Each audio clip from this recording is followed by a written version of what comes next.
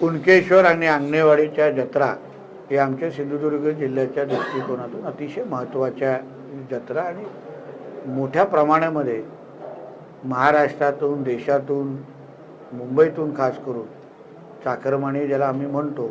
ते मोठ्या प्रमाणामध्ये आमच्या जिल्ह्यामध्ये येतात. आणि म्हणून दरवर्षीप्रमाणे याही वर्षी नियोजन असो किंवा स्थानिक ग्रामस्थांशी स्थानिक मंडळाची चर्चा करून, देवस्थानाच्या लोकांशी चर्चा करून नियोजनामध्ये कुठला अभाव राहता कामा नये,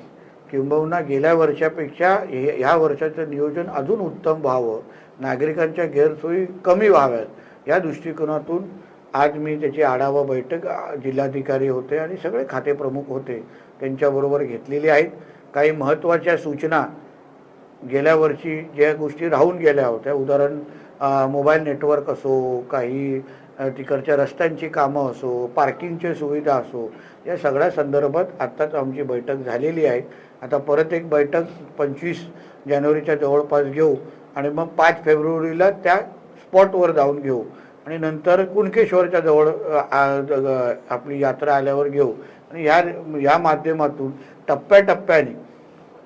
चांगल्यातलं चांगलं नियोजन या दोन्ही यात्रांचं कसं होईल त्या दृष्टिकोनातून आम्ही पावलं उचलायला सुरू केलेलं आहे.